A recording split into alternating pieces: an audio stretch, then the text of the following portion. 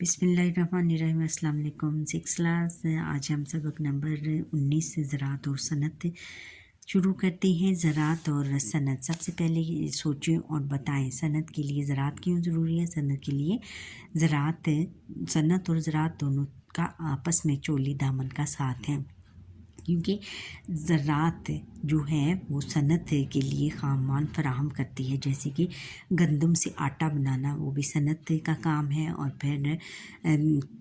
پھر یہ ہے کہ گنے سے چینی بنانا بھی صنعت کا کام ہے، اور پھر آٹے کو ڈبل روٹی کی شکل دینا یہ بھی صنعت کا کام ہے۔ اس لیے صنعت اور زراعت کا آپس میں بہت گہرا تعلق ہے۔ دیہات اور شہروں میں کیا فرق ہے؟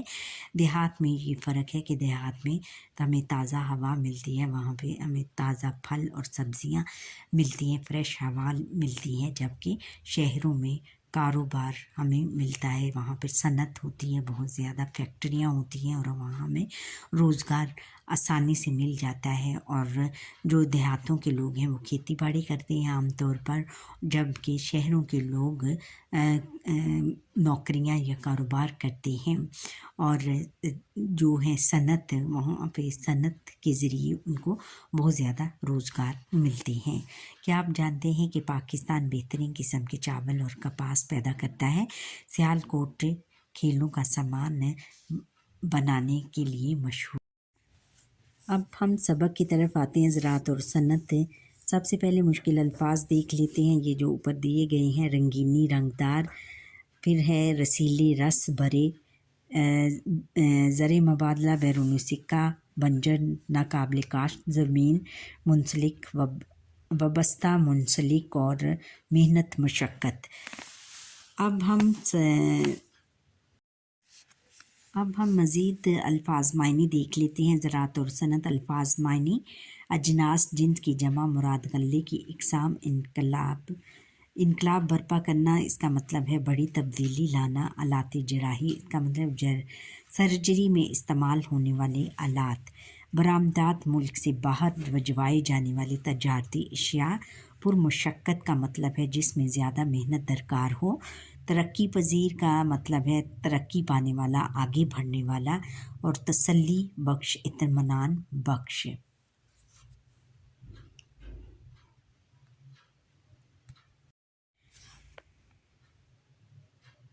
پھر آگے ہے جراثیم کش ادویات، جراثیم مارنے والی دوائیاں، چولی دامن کا ساتھ، لازم و ملزوم ہونا، خام مال، غیر تیار شدہ اشیاء جس سے دوسرا سامان تیار ہوتا ہے، دستکاری، ہاتھ کا کام، کاریگری، دن دگنی رات چوگنی، تیزی سے ترقی کرنا، زر مبادلہ، بیرونی سکے کی شکل میں رقم کا حصول، سود مند، فائدہ مند، مفید، شرح پیداوار کی اوسط، صبر آزما، صبر آزمانے والا، قوت برداشت کا امتحان لینے والا، طریقے عمل، کام کرنے کا طریقہ، روش یا رویے کو بھی کہتے ہیں۔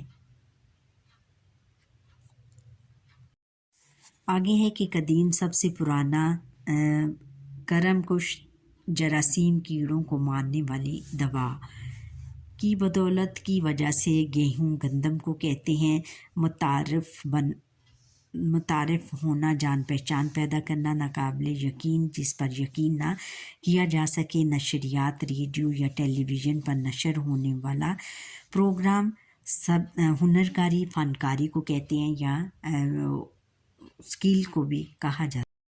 اب سبق کی پڑھائی کی طرف آتے ہیں۔ زراعت ایک قدیم ترین پیشہ ہے۔ وقتی ضرورتوں کے ساتھ ساتھ انسان نے ہنرکاری و دستکاری کو فروغ دیا۔ موجودہ دور میں ہنرکاری اور دستکاری ترقی کرتے ہوئے باقاعدہ صنعت کا درجہ اختیار کر چکے ہیں۔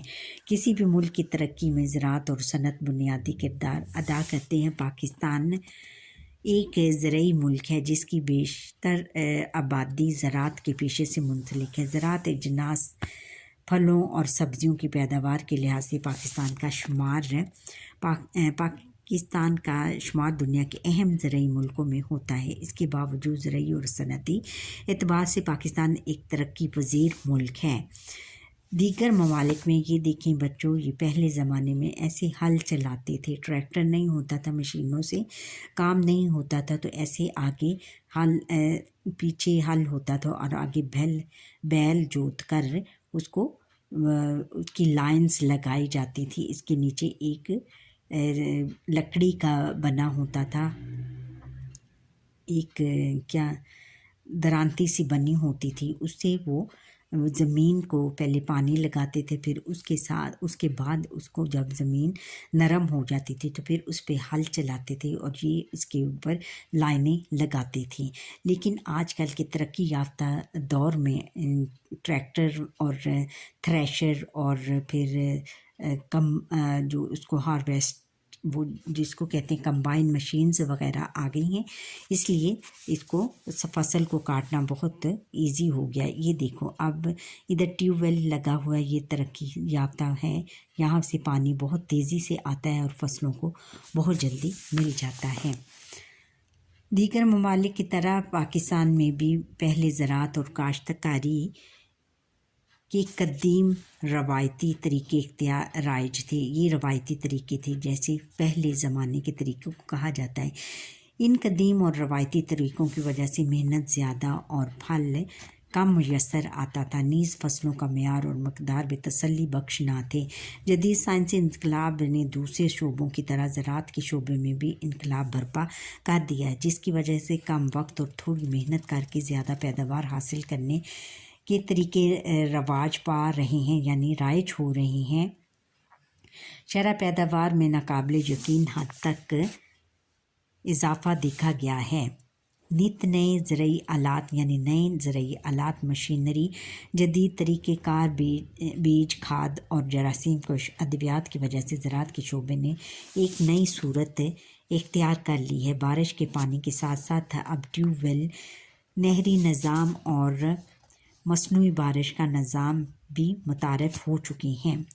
ان ذرائع کی بدولت اب پانی کی عدم دستیابی یعنی پانی کی قلت کے سبب فصل خراب ہونے یا پیداوار کم ہونے کا مسئلہ بھی نہیں رہا کہ کس زمین میں اور کس موسم میں کون سا بیج زیادہ سود مند ثابت ہوگا۔ کسانوں کے لیے الگ سے ریڈیو نشریات جاری کی جاتی ہیں، جہاں متعلقہ ماہرین انہیں مفید مشوروں سے نوازتے ہیں۔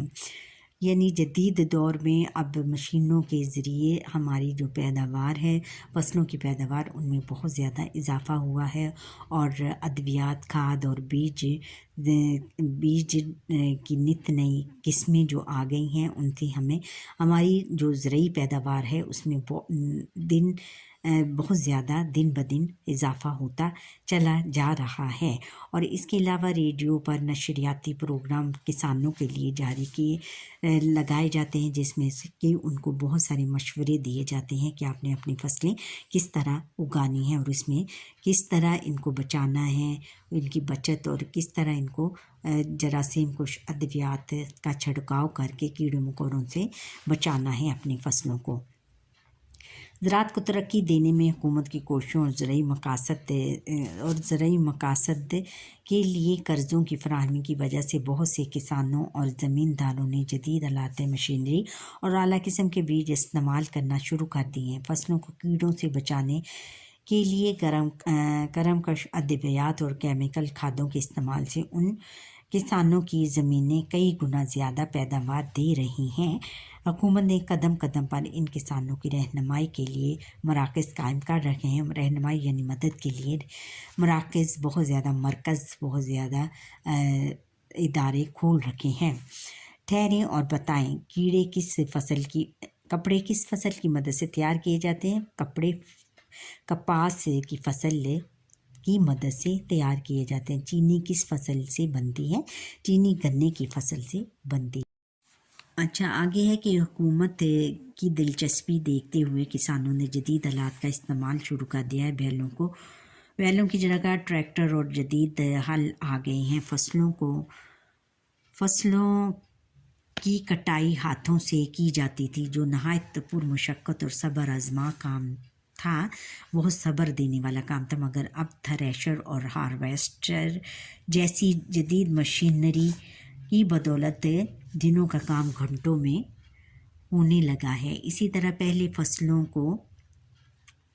پر مختلف قسم کے کیڑوں کے حملے کی وجہ سے فصلیں تباہ و برباد ہو جاتی تھیں اور کسانوں کی سخت محنت اور سرمایہ ضائع ہو جاتا تھا، مگر اب جدید جراثیم کش ادویات کی بدولت فصلیں اس قسم کے خطرات سے محفوظ ہو گئی ہیں۔ کسی بھی ملک کی ترقی کے لیے زراعت کے ساتھ ساتھ صنعت کی بھی ضرورت ہوتی ہے۔ مثال کے طور پر زراعت کی بدولت ہم گیہوں حاصل کرتے ہیں، مگر اس کو آٹے یا ڈبل روٹی کی شکل دینے کے لیے صنعت کی ضرورت پڑتی ہے۔ ہم کہہ سکتے ہیں کہ زراعت و صنعت میں چولی دامن کا ساتھ ہے۔ گندم سے آٹا بنانا ہو یا گنے سے چینی حاصل کرنا ہو تو صنعت ہی ہمارے کام آتی ہے۔ ہمارے ملک میں زراعت کے ساتھ ساتھ صنعت بھی ترقی کر رہی ہے۔ ملک کے مختلف علاقوں میں آٹے، چینی، کپڑے اور دھاگے کی صنعتیں کام کر رہی ہیں، جن کی بدولت لوگوں کو روزگار ملتا ہے اور عوام کو اشیاء بآسانی دستیاب ہوتی ہیں۔ صنعت کیا ہے؟ فیکٹریوں میں مشینوں کے ذریعے سے تیار ہونے والی اشیاء کے کام اور طریقے عمل کو صنعت کہتے ہیں۔ عام معنوں میں صنعت کا مفہوم یہ ہے کہ خام مال سے ایسی اشیاء تیار کی جائیں جو انسانوں کے لیے فائدہ مند ہوں اور ان کی طرز زندگی کو بھی آسان بنائیں۔ مثال کے طور پر پنکھا بنانے کی صنعت، کھیلوں کا سامان، آلات جراحی، داغا بنانے کی صنعتیں وغیرہ۔ زراعت اور صنعت کی ترقی کی بدولت عوام کو اشیاء بروقت اور سستی ملتی ہیں۔ اگر ملک کی ترقی اور صنعتی پیداوار زیادہ ہو، یہ اشیاء دوسرے ممالک کو برآمد کر کے قیمتی زرعی مبادلہ کمایا جا سکتا ہے، جو کسی بھی ملک کی خوشحالی کے لیے نہایت ضروری ہے۔ پاکستان بھی اپنی زراعت اور صنعت کی بدولت زرعی مبادلہ کماتا ہے۔ پاکستان کی برآمدات میں گندم، چاول، کپاس،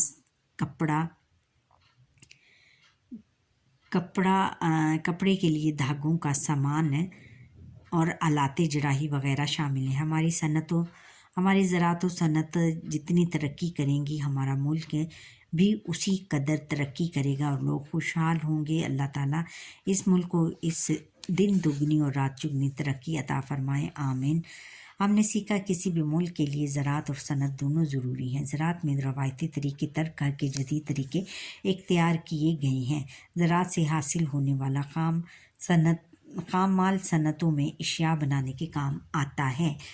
اچھا بچوں، یہاں پر ہی ہمارے آج کے لیسن کا وقت ختم ہوا۔ آپ مجھے لائک کریں، سبسکرائب کریں، بیل آئیکن پر کلک کریں تاکہ ہر آنے والا لیسن